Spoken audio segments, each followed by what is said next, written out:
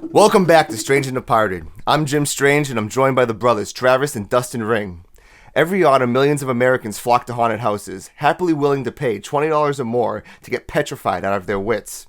Scaring people is no amateur game. Haunted houses make up to $300 million in the U.S. alone. But there are only so many ways you can effectively scare someone. In this episode, we're going to hit on a list of scares that are classic, effective, and startling, along with some ideas that have been festering in our own brains. Please contribute by adding a comment below. Also be sure to like, share, and subscribe on YouTube, and check out strangeanddeparted.com. Strap in, my fellow monsters. Let's do this.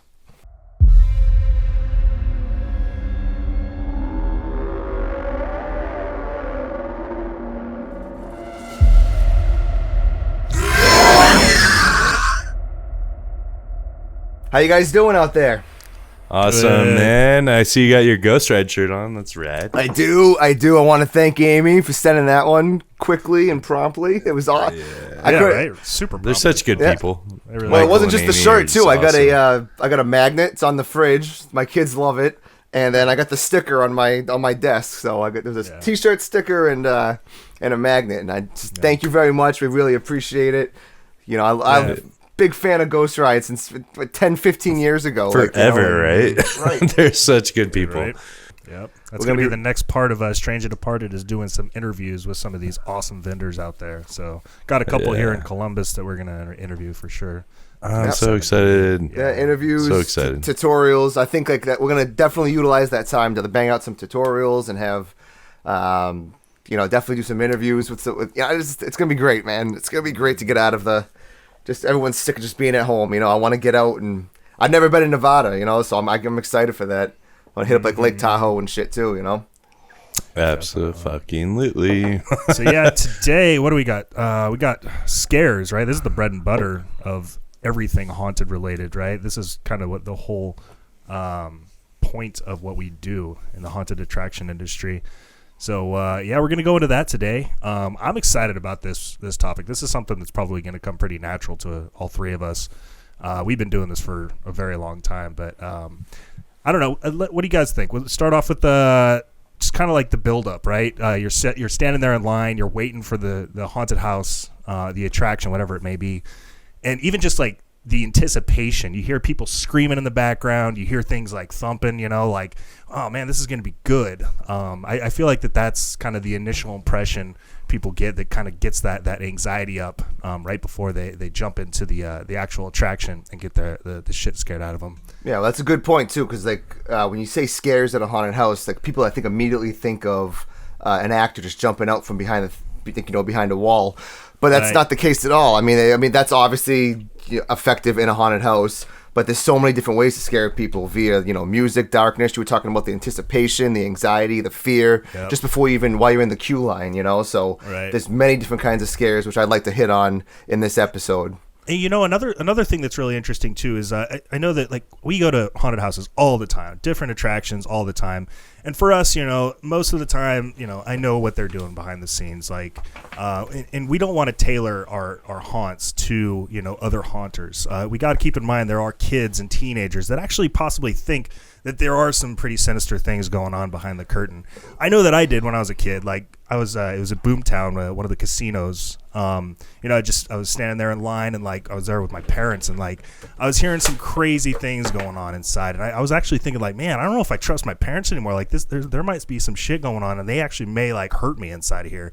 So some of these scares that we're going to go over today may not be tailored for the adult or somebody that rational person that knows that nothing's really going to happen inside.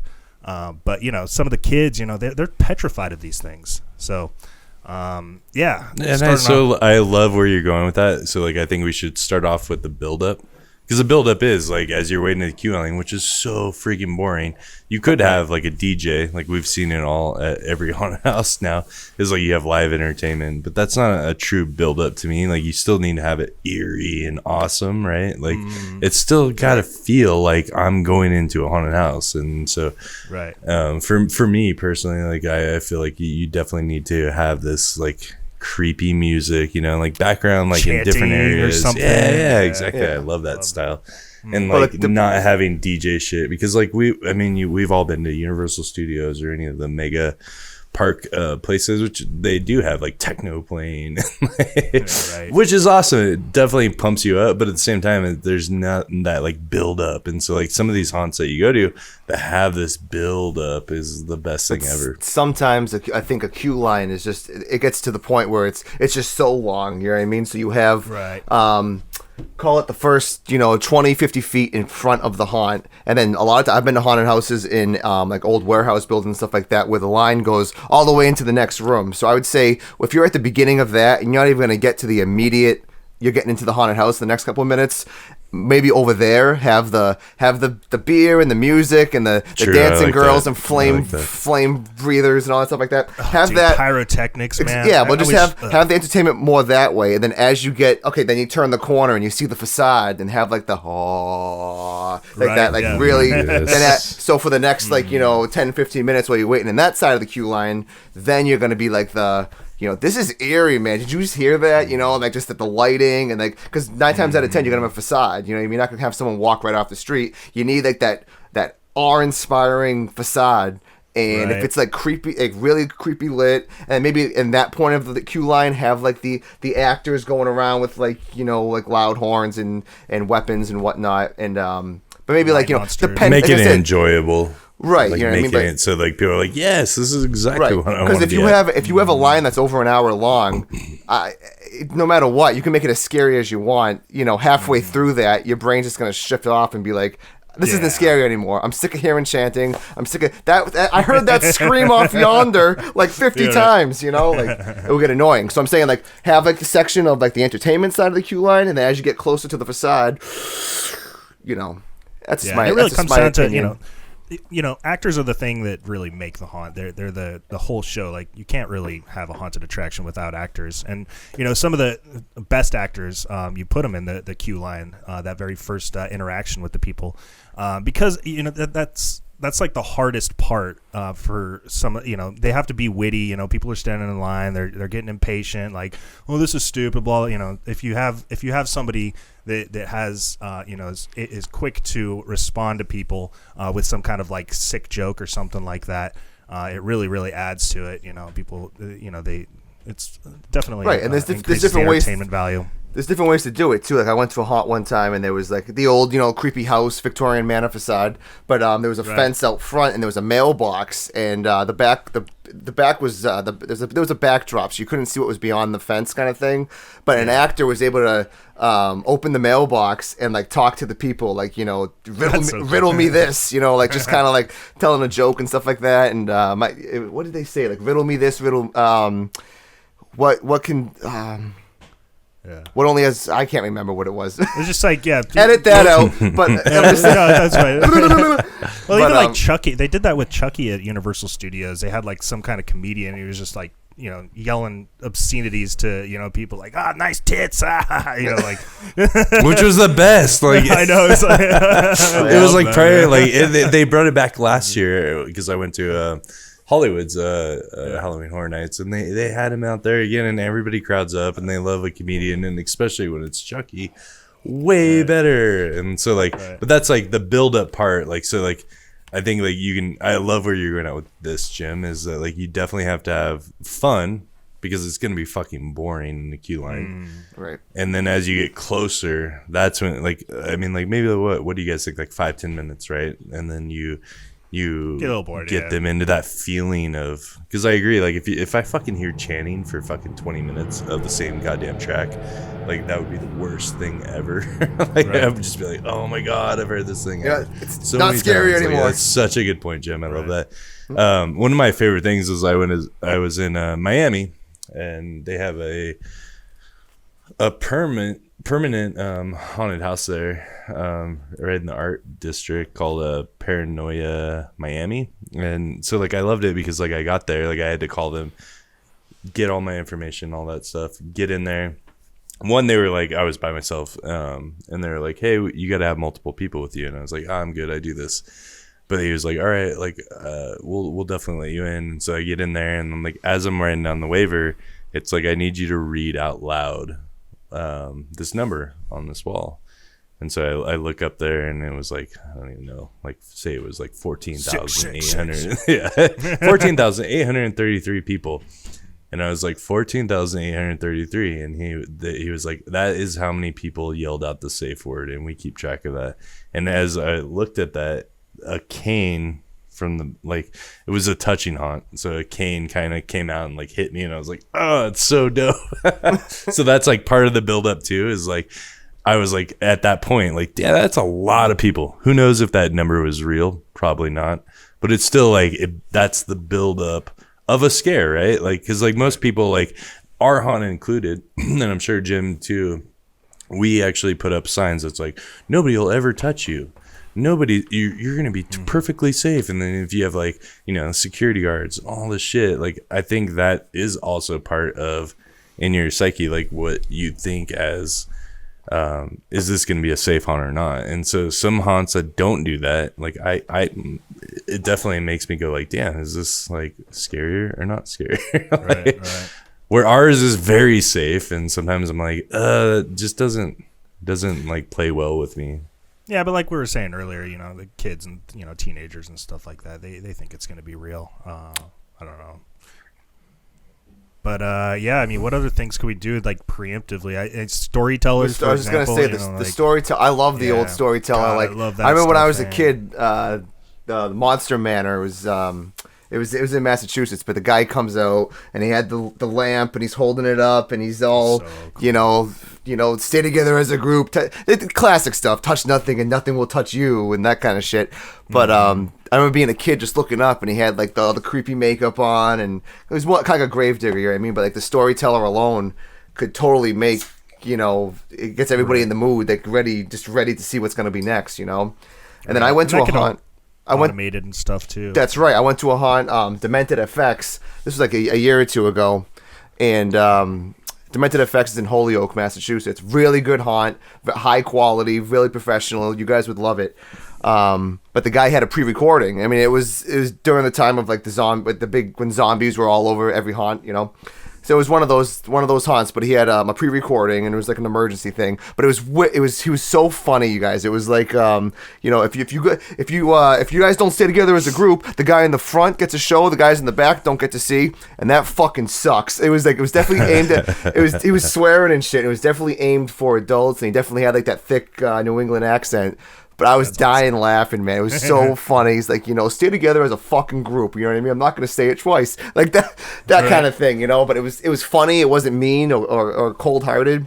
So you had like that, okay, we definitely got to listen to what this guy is saying, but you also laugh too, you know? So you're entertained. But definitely need a storyteller. You need someone, I like that at the beginning, you know, like. And it's hard to find those people, and in a lot of these actors too. Like you could actually buy actors if you're, you know, willing to do that. I know there's a lot of those traveling actors, like Pato the Clown, and there's a couple of other ones that you could pay them for their room and board, their flight out there, and they do a really good job with a lot of these more challenging acting jobs, like storytelling and, you know, some of the witty line monsters and stuff like that. Yeah. Which is the best. So like if you go from the build up, right? So like now you're in the haunt, Travis. What is the next thing? Like most people say, like you definitely want to have it hit hard at the beginning and hit hard at the end. Right. So like what for you guys, like what is like your favorite type of like scare? If there is a way to separate the groups, and I know some people are really clever at doing this, like like RFID chips and some of the tickets and stuff like that, they can separate the groups. They could, you know, somebody is able to keep track of where people go inside the group, and you can have actors like somehow jump in between them. You go this way, you go that way. If you're really creative with the maze, and you know, keeping people by themselves, obviously, you know, not having the queue line, that would be my favorite thing. But sometimes that's just not even possible to, you know, break up the queue line, especially if it's you know, Halloween day, and you know, well, you could do something out the door. But you could do something too, like whilst they're inside the haunt, like I've seen like the mines, like the haunted mines kind of thing, where you're going through the mine shafts and all that stuff, and then they have slides inside, like multiple slides, and they break up the group that way. So you're together as a group. You go down, like you know, that. you go this way, you that way, that kind of thing, and then Right. but the slides all you have that moment of being separated. Like, what if I'm separated for the rest of the tour? But then at Right. one point at the end, you guys all meet up again, so it's not that, you know. Yeah. So yeah, being by yourself, like I feel like that, you know, separation anxiety is so scary. When we went on one of the bus tours from Transworld, somehow I got in the middle of like some actor room area and all the lights were off, and I kept on going and like, oh my god, this is weird. And then I actually got afraid. Like, I was like, where the fuck am I? Like, I cannot hear anybody anymore. And like, Yeah. I was like deep into the actor area, Yeah, which so happens like on these bus tours. Like, they're not a full Right. production. But You gotta oh go my this way. god, the separation anxiety of not being around Travis and Jim. I was like, oh, I want them back. Yeah. Well, what's funny too is because like sometimes you go through a haunt with somebody, like in Lemp Brewery in St. Louis. At the yeah. end there, there's like the dark area where Just running they're into each playing other. Rammstein, and they have the all the buckets and stuff like that. And but I remember like was it Riley or someone was in front of me, and I was trying to follow her, and then at the end of it, then we got out, and I was like, oh, you are not Riley. It was just some random friggin' other patron that was in there with us, and I was like, oh, It was cool how they like. Sorry shuffled for us. holding on to your waist the whole time. it was you pulling my hair. Yeah, so like pitch black in that area, it was like completely pitch black, which is pretty freaking terrifying. Yeah, I think they had like a strobe. It was almost like a double maze, and you like ran into each other on the other side. So like, I feel like you it was a kinda missed- legitimate maze, right? Everybody always says It was, but then this like is a maze, some but people it's went not. one way and some people went another way, and we ended up going like head to head. So you'd kind of split you up and mix everybody up. You know, you'd think somebody is an actor, but they're just, you know, another person, another patron. And just, I don't know. And I feel like that's probably a pretty good way of separating people up too. Because yeah, I completely lost every single one of you, and I think I found you guys at the very end where Larry was standing at that empty room. That was a cool room too. Mhm. Well, that was the darkness. Was that the door? Well, because Larry stands at the end of the darkness. The Well, he also did it- Well, he did it at the Did he do limp it? too and everything. Maybe that was Travis with and I Dustin didn't go and with I. you guys. Yeah. Okay, yeah. Different year.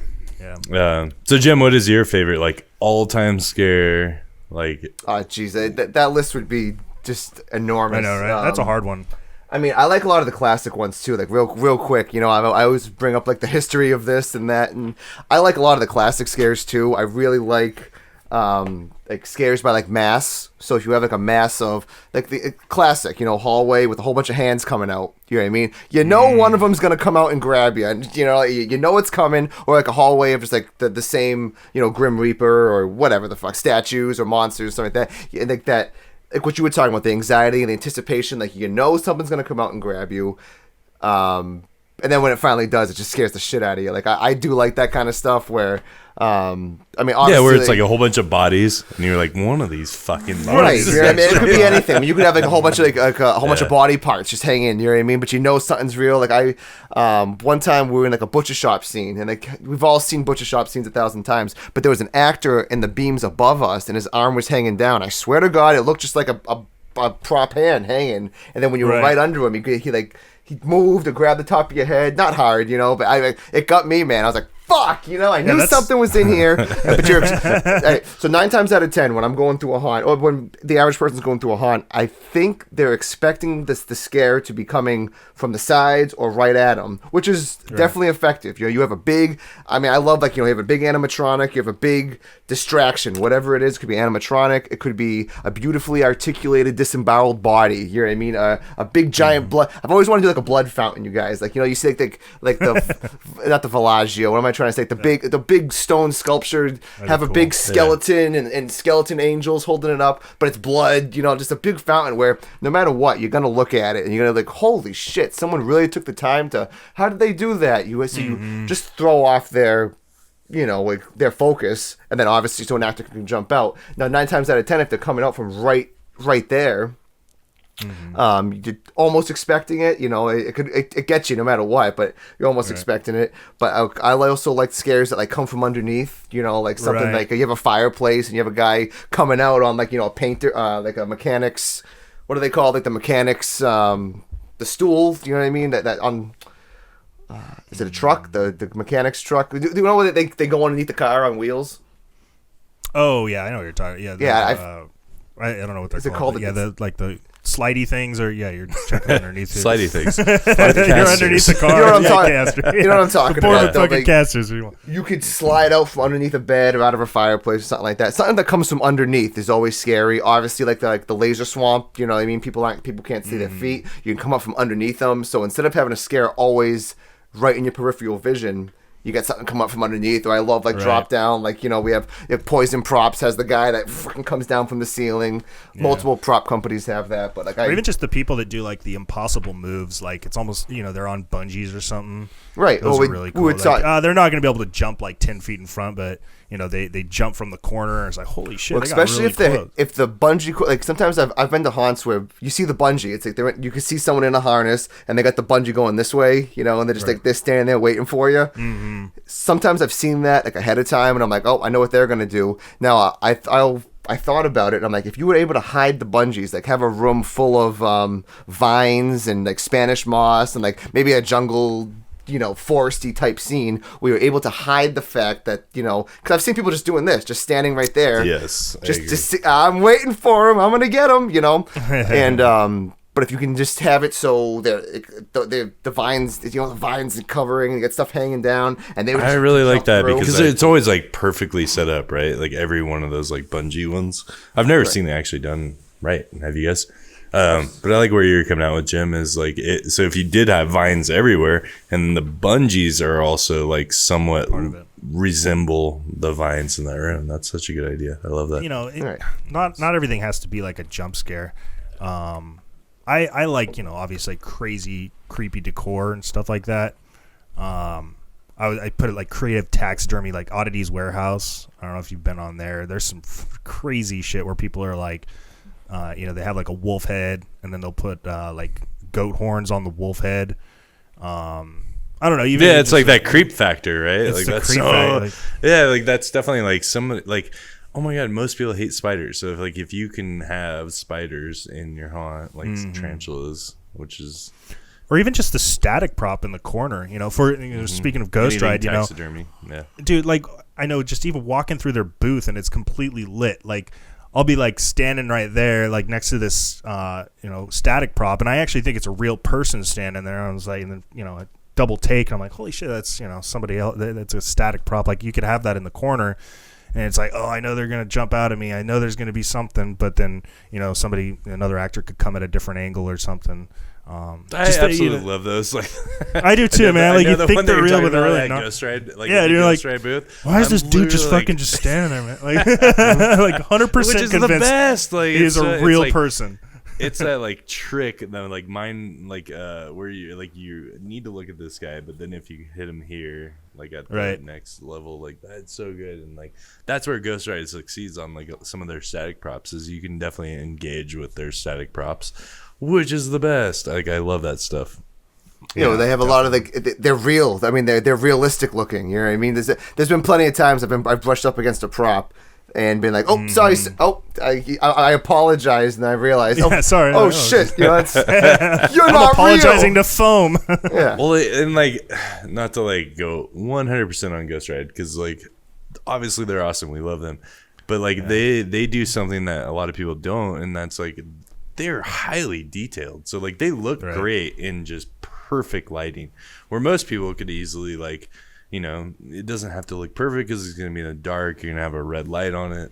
But like Ghost Ride, their stuff looks real in real life. Like, well, sometimes people will take like hands in a mask, you know what I mean? Put it on a body form, and you could tell the body form doesn't look real. You know what I mean? It's not, the joints aren't posed, you know, correctly, and you could tell it's stuffed with it doesn't look real. You know, so like you need something from head to toe. You know what I mean? Then just like you said, simple details, adding hair, adding eyelashes, adding facial hair, like that really brings it alive. And like, I don't know about everybody else, but like I keep a bin down with all my Halloween stuff. Every time I grow out of something, or I rip clothes or something like that, I save all of my clothes. So if you walk through my haunt, a lot of the monsters in my haunt are wearing my old shit. You know what I mean? Because I mean, I know you can go right down to the thrift store, go down to Salvation Army, and you can pick up stuff. So I'm not saying like that. I'm saying like I naturally beat the crap out of my clothes at work and whatnot. So instead of just throwing stuff away, it just, again, it adds to another thing. Like, you know, if anybody can just take a black robe from the Penny Halloween store, put a black robe on it, you know, but if you dress it like a real person and you have,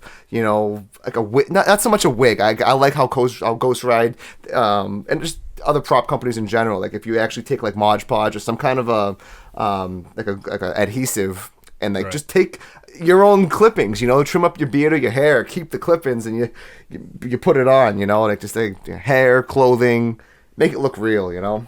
I totally agree. Like I give Travis all of my clothes since I was a kid. I'm not wearing any of your clothes. But like I've always given Travis like my clothes, and then he'll like we put them back in. Like basically what you're talking about, Jim, is like we vacuum seal so that everything is like super tight, and we put it in a costume area, and we actually utilize that stuff so we don't have to go buy it, because you can get those like vacuum.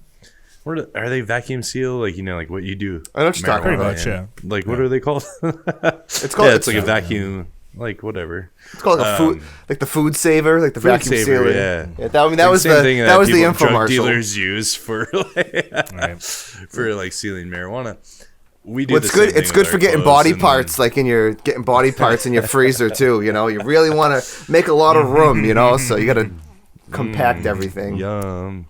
Yeah, so we definitely do that, like on our side, like with like his clothes, my clothes, and then we reutilize those so we don't have to go down to actually like our thrift stores here are pretty damn expensive, so like it makes sense for us to be able to like open up certain things and be like, oh, this one looks rad, right? And I'm not saying like stress it. And I'm not saying like if you're doing a clown scene and you want to rip up a clown costume, that's one thing. I'm talking about 9 times out of 10 when you go to like I'm not going to name names, when you go to a costume store and you buy a costume, like in the packaging, you know what I mean? It's like that polyester, really thin fabric material. It looks like a cheap Halloween costume. Different lighting and stuff like that, but I'm talking about if you have a body, like a body that's all ripped up, like a Ghost Rider, a Unit 70 or something like that. The body's all ripped up. Put one of your old shirts on there, rip it where the intestines are coming out. You know what I mean? But then have the blood splatter and everything, and then it just looks that much more. That could be a real person. Like I love how they put underpants. I mean, not to be like, you know, whatever, but like on Mindy. But I know Unit 70. I know I've seen it more than just Ghost Ride, but definitely Ghost Ride. I love when they put like you know, girls' panties on the girls. Man, I'm like that's fucking brilliant. You know, like, and it's a little bit more of that creep factor. One of my favorite things that ever happened was like I broke up with my ex-girlfriend, and we had Travis literally just bought like a Mindy. And we got it, and I put it in my in my kitchen. And one of my friends came, and he's like, "Hey man, like, how are you doing?" And I was like, I'm bummed, like, whatever. I broke up with my girlfriend. Fuck life." Not really like that, but that's basically what he thought. And so he's like, "Oh, I'll come over and like hang out with you." And I was like, "Cool, like bring beer." And he came in my kitchen. And he was like, "Man, what the fuck do you do?" He literally thought that like Mindy like was some other chick that I murdered, and I was like, yes. Sorry. So not only does it work for haunted house shit, but like it's definitely a great. Dude, it could even be like a deterrent for like, you know, people robbing your house and stuff. Like they'll break in your house and be like, yeah, I'm not gonna fuck with this guy. I'm seeing body parts all over the place. Like this guy's probably gonna murder me. Yes. It's like a scarecrow, right? Yeah, it's like a scare. It's like the best scarecrow there is.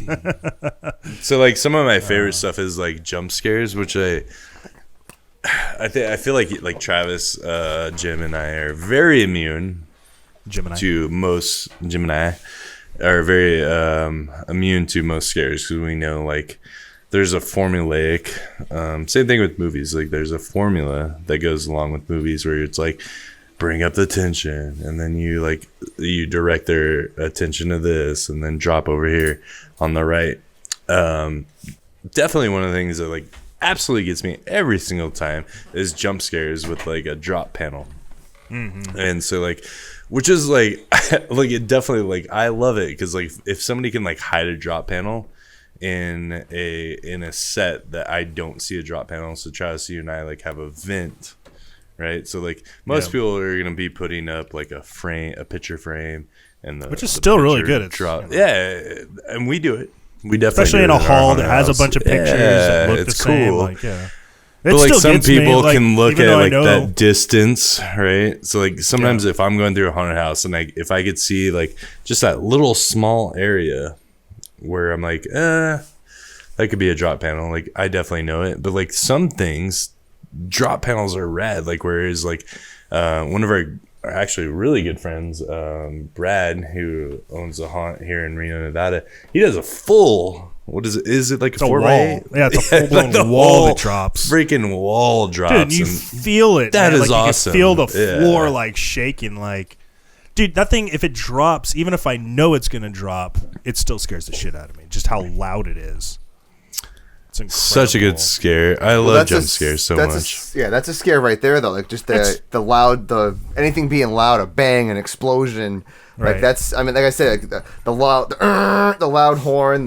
You've seen like the cars and the trucks and the trains, you know, and the beep. Like people naturally have a reaction to jump. You know what I mean? I think it's a natural, like scientifically or almost like an instinct thing to jump to get out of the way because you hear a loud noise. You know, so any kind of a loud bang.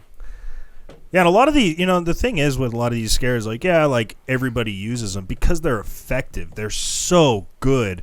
I would be disappointed if I went into a haunt that didn't have, for example, like a guy with, a chainsaw. Well, I guess not always having a chainsaw, but like the guys with a chainsaw, everybody has a chainsaw. And it's fun. It's so fun. Like, I don't care, man. Like, I love it, even if it doesn't really even fit with the theme, which you know how I am with themes and how I like continuity. But like, there's something about the guy with the chainsaw. Like, it'll always. I thought too with the chainsaw thing. Like, I totally agree with you. I love it. I like it. It's definitely like clowns or zombies. It's been overdone like plenty of times. Right. But I was thinking, in my fucking warped head. What if you were to take like the sound of a chainsaw? So you'd have to do this like pre-production. You know what I mean? You'd have to pre-record something. You take the sound of like a chainsaw. You take the sound of like an eerie sound, like a baby crying. Women have a natural like panic and anxiety toward babies crying, like a scream. And a chainsaw. You fuck with the sounds a little bit. So now you made a sound that was different all on its own. And then you have like a chainsaw. Right. But instead of like just a regular chainsaw, you could have. Put some stuff on it, some blades and some of this and that, and make your own weapon that no one's seen before. Have a sound pumping out of that weapon that no one's heard before. You have like the natural reaction of like I can't really explain it. Kind of like that's perfect. So it's different. It's a little different. And then I did read an article one time about how women do have a natural anxiety for when a baby cries. You know what I mean? Whether you have a child or not, it's like a natural thing. It's like, oh my, like my girl used to get crazy every time the kids would cry when they were babies. So if you were to add that in audio with audio, in the background, and not saw noise at the same time, right? Like in audio production, you'd have to blend it and you'd have to make it so you can't tell that's a chainsaw, you can't tell it's a baby crying, you can't tell you added fucking your fingernails scraping on a cheese grater. You know what I mean? Whatever the fuck. That brings up an interesting point too. It's just like noises in general that make people uncomfortable, like for dental noises. You know what I mean? Nails on a chalkboard. Every fucking time. I'm like, dude, there's something like unnerving about it. I don't care how old you are. Like you hear that noise of a tooth being drilled or a bone being cut or something like that. Like it just gets in the back of your teeth, and you just you're already uncomfortable as it is walking through the haunt here. You know what I like too? Like, now that we're on the topic of sounds, it's not so much eerie. I mean, it is eerie, but I just like it. Like the Viking, like the call horn, the oh, I fucking love that kind of thing. I can't really do it, but just like that's pretty good actually. So I'm gonna mix two scares. I'm gonna mix. Is that a fucking walrus? All right, I'm gonna mix two scares though.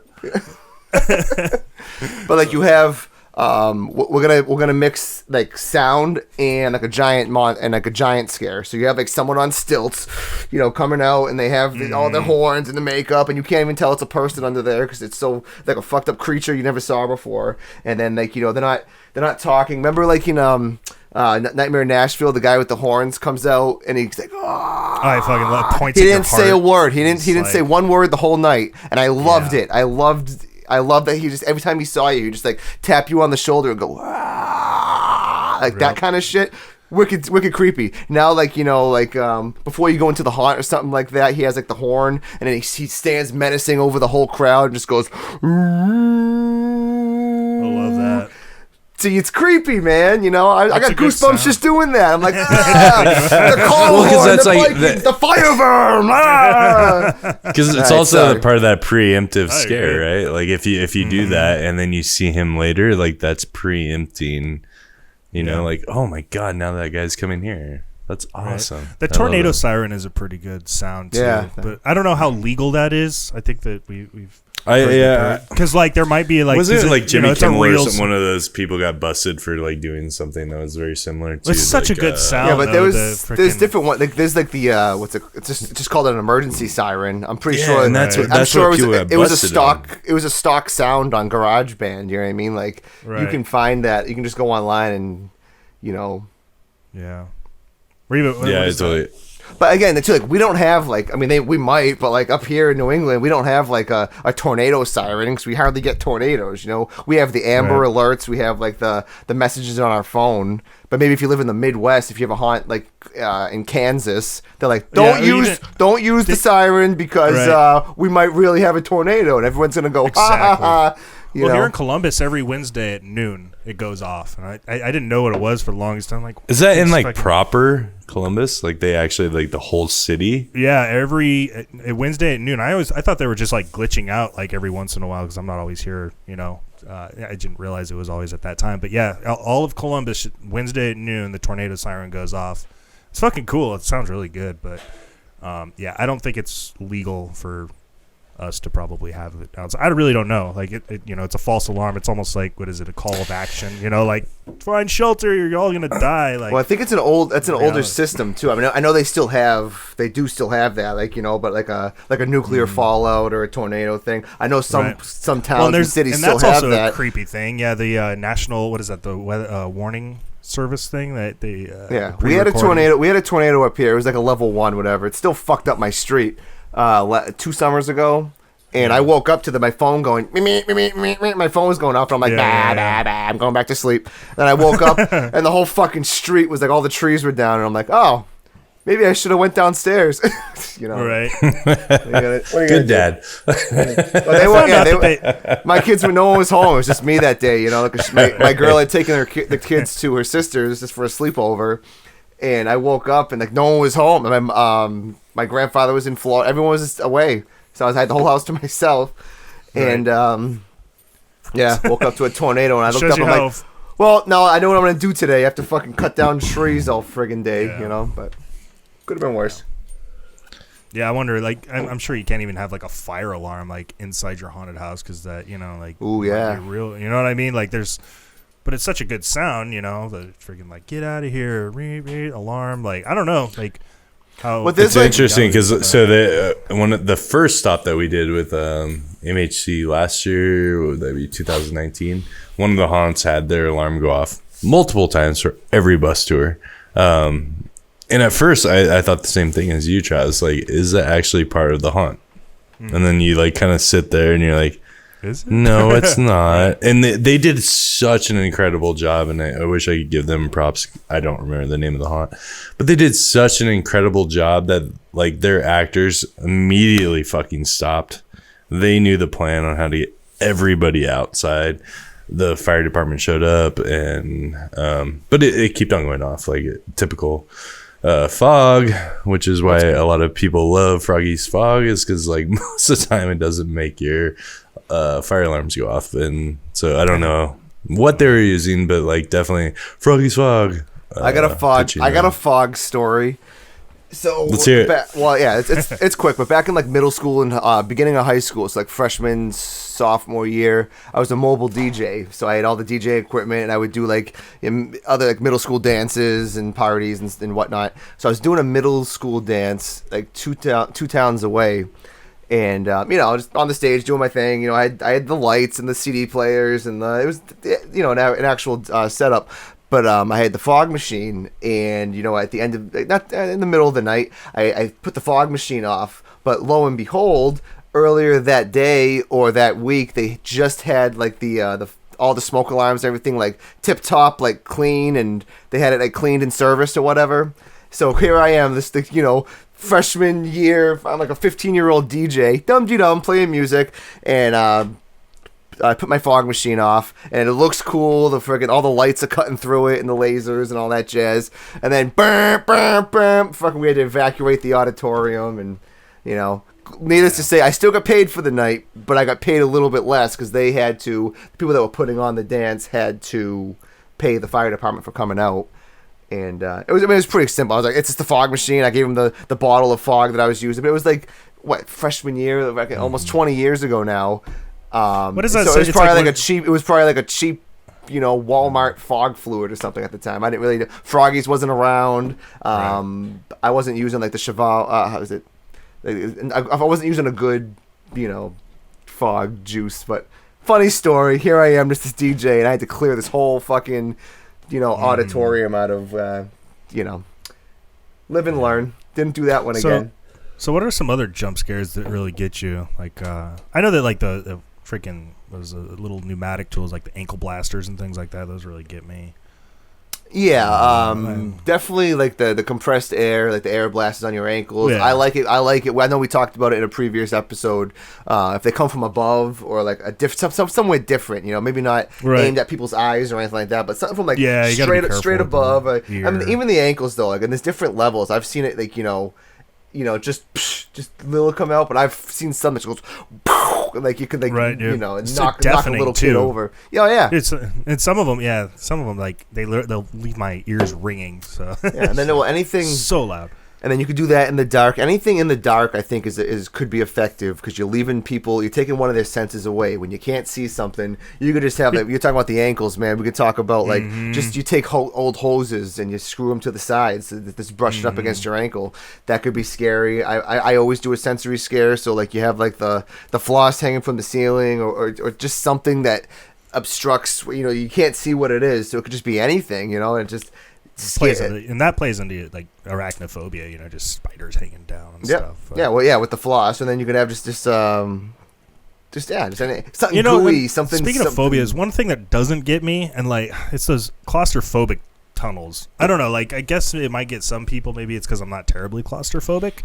But you know what I'm talking about, like the air, the two bags, and you kind of have to crawl through them and pick up everything. Yeah, I mean, I'm not. So like it's like I know. I guess you could kind of. Like, I don't think I've ever really been afraid of it, but at the same time, like we were talking about earlier, I'm sure that there's some people that definitely don't like going through those things.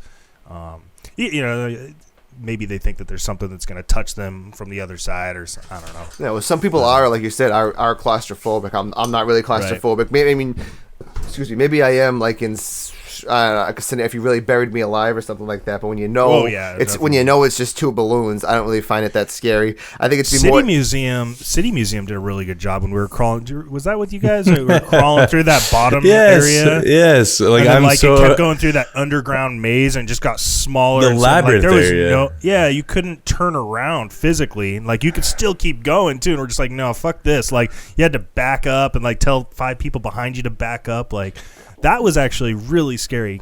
That was I wish more people utilize that. But do you feel like we have to worry about the ADA and stuff, but they don't. Like they don't exactly. ADA, so I guess there's a way ADA to regulation as long as you have some other, for most part, as long as you have a route for somebody in a wheelchair to get around it, like that's totally fine. But you need an emergent. Like an immediate emergency too. Like in the event that someone's in a claustrophobic tunnel on their hands and knees and they have to evacuate, you're gonna freak out. You'll have a panic attack in there. Like you'd have to have something like maybe an actor can open. How do you up, see that? Like the City Museum gets away with it. Then by the way, we're speaking of City Museum in St. Louis. For those of you that don't know, correct. And one of the coolest places I've ever been. Yeah, exactly. I love it. And so you would burn to death, Travis. Oh, dude, yeah, like you would die. No joke. Like, some of those areas, there's like points, there's points where you're like, yeah. There's no escape. I don't know how they got away with that, but it's so much fun. I fucking miss that we didn't get to go to St. Louis this year. Yeah, but it's gonna make it that much better. I love where Travis is going at with this. Though is that like, what is ineffective scares that everybody does? To me, it's like the vortex tunnel, right? Like, I mean, it's been done a billion times. Right. It gets you off guard though. Like you go off balance, you know, and they're not really a scare. They're kind of more of like a tactic to just kind of. Well, it's for disorientation. Yeah. But and like, you can get them on the other side while they're falling. You know, they're stumbling. And, right. I was trying to think of a way to make that trying to make it scary. Now, like, don't quote me on any of this. This is just like in my head. I'm trying to get it out. But so you have like you have the vortex tunnel. Now there's always a platform, a steady platform going through with the handles, with a railing system, something sturdy for you to walk through. So you're really just walking straight through a platform, and then the vortex tunnel is going on around you, which disorients you. Now, if you were able to find a way to maybe make like a little bit bigger of a vortex tunnel or something, but have an actor underneath the platform. Now, granted, I know that the vortex is spinning, so you'd have to build like a little bit of a platform under the walkway, something so when you're fucking walking through, all you see is the walls spinning, and then you have someone coming up from underneath, like, "Rah!" You know what I mean? Right.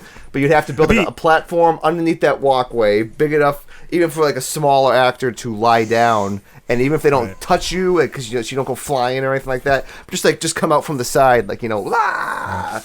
One thing I've thought that would be a really fun idea I've never seen it at any haunt, but you know, if you had some kind of vortex tunnel that was able to somehow kind of like you know, like a telescope, kind of like you pull it out. There's another, like, if there's like a larger scale of the vortex tunnel, you know, like 3 rings around it. You have an actor behind, you know, like, oh, got to get away from this guy. And then, you know, the lights go out, and then lights come back on, and then the vortex tunnel expands a little bit, and then you see him at the very end, the same guy that was behind you, 2 different actors, obviously dressed the same or something like that. I love that, Travis. It's like a nightmare, you know. You're like, oh my god. I feel like we should edit this out so we can actually use that. That'd be fun. And it just like keeps expanding, and there's no escape getting out of there. I wonder if we could use the infinity tunnel idea. Like, if you were able to put like an infinity, like the 2-way mirrors at the end of the vortex tunnel, so when you walk in, you think it's just like a vortex tunnel that goes on forever. You know what I mean? So you're utilizing 2 different things. So instead of just having like the vortex tunnel, you have the infinity mirrors at the end, or the 2 sides, however you want to do it. Obviously, people have to walk in from the side and exit from the side. But you had the infinity mirrors on either end of that. If you look back or forward, you'll feel like you're in this tunnel, this vortex tunnel that's going on forever. That's what I thought of when you fucking started talking. I'm like, that's a brilliant idea. I haven't seen that done yet. So boom. I know, right? And I think that's like such a great point. Is like, how can you take what like is a traditional scare, and then make it better. Yeah. Like, that's all like it takes. And so like, I love where both of you guys are going with this. Oh, 2-way mirrors. Make it 2-way mirrors in general. Definitely the vortex tunnel idea, because I think that would be a new spin on a classic scare. Again, the vortex tunnel is not really scary. It's more disorienting.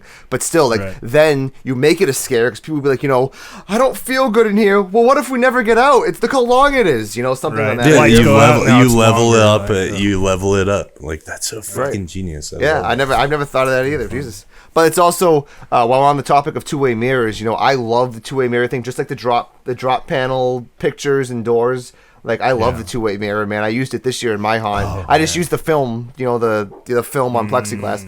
But it was very effective because it really looks like a mirror. You're walking by, you can mount it on a mirror, you can put it in a picture frame, you can make it in a window, you can frame a window out and have it just anything with like a reflective surface.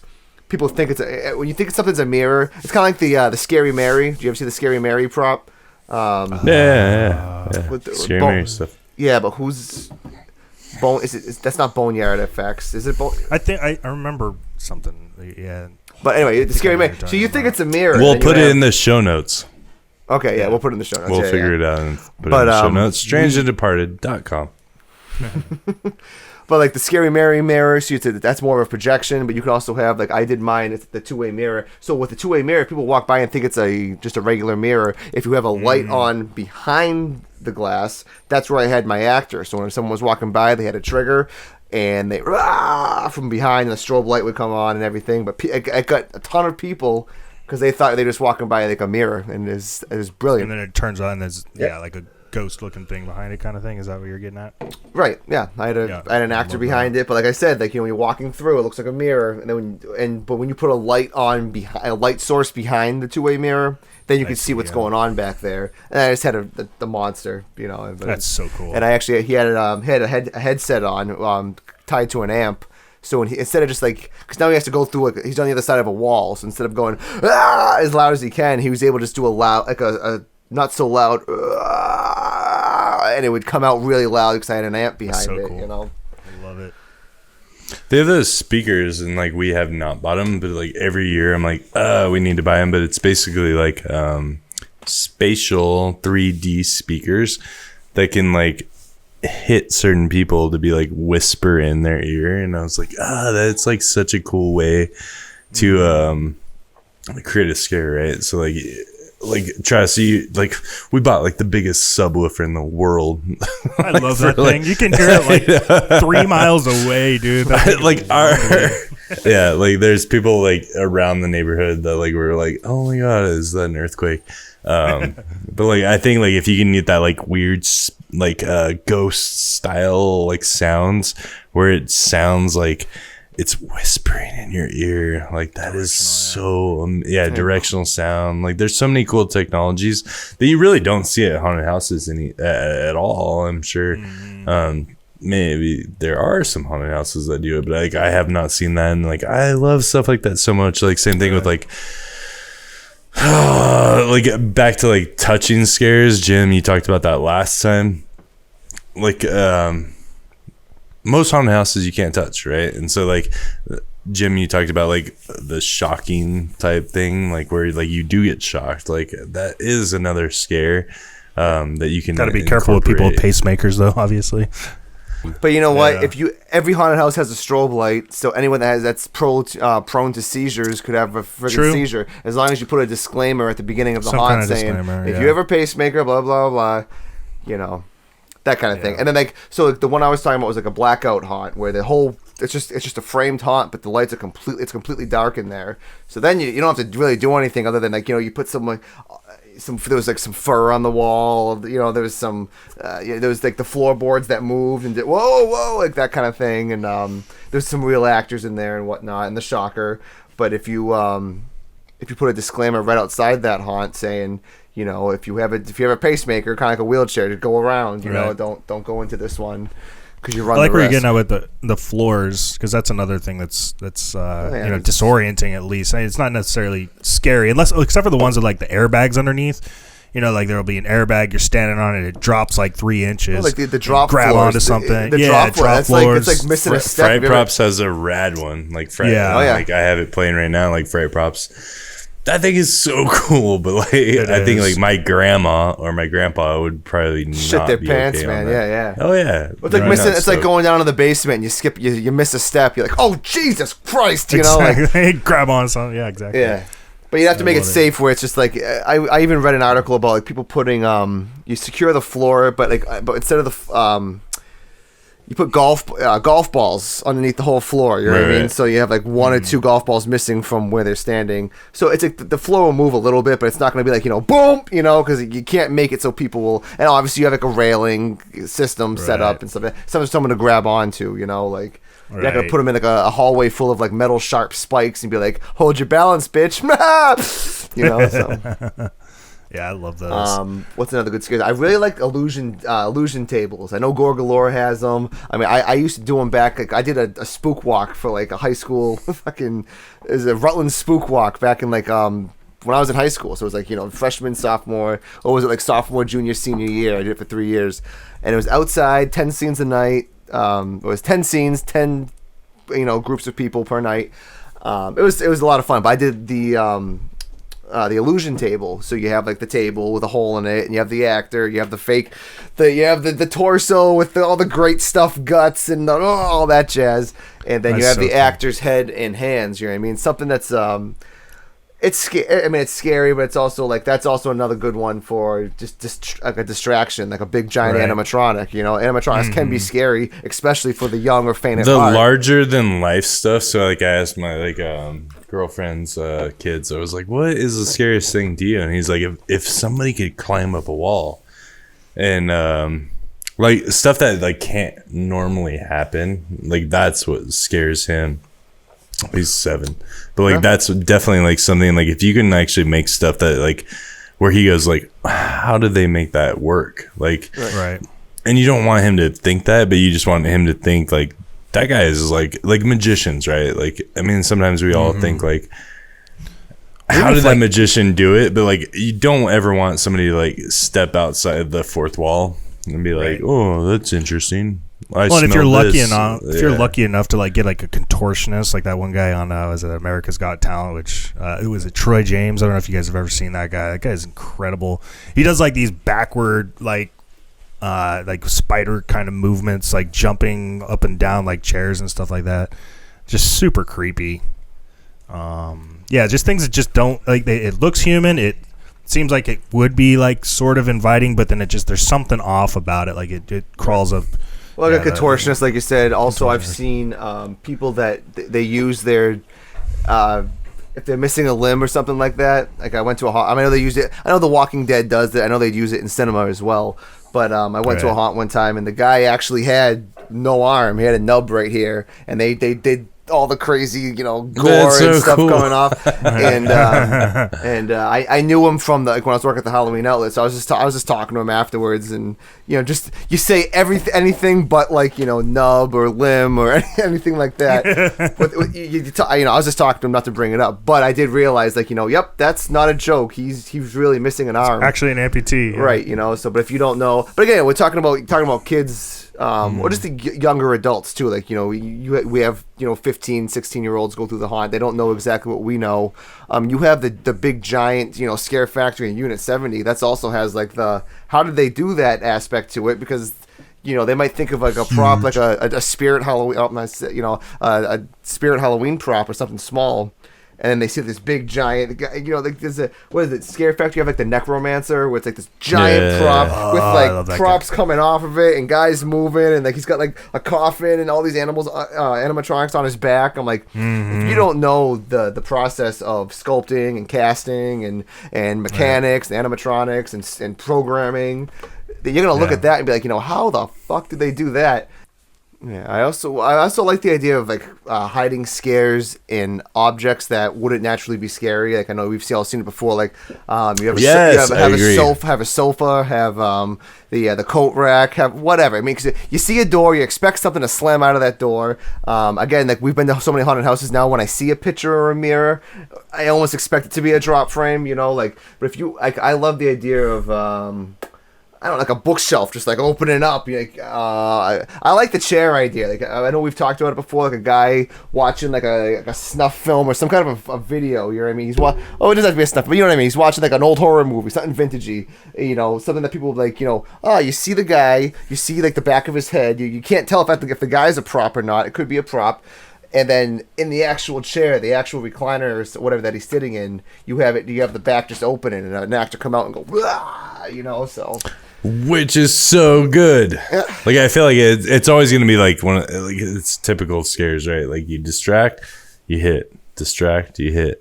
It's so much fun, right? But people are getting smart too with like the way society is now with the media, with movies, with television and Facebook and YouTube. But and people have been to haunted houses now. Haunted houses on a new thing. They've been around for decades now. So people are starting to realize okay, if you see a big giant bucket, if you see a coffin, if you see something, I think people are starting to naturally gravitate to like, oh wait, something's gonna jump out there. So if you have scares that are a little bit different, like I said, I like the chair thing, or like the coat rack. I know Scare Factory does the coat rack.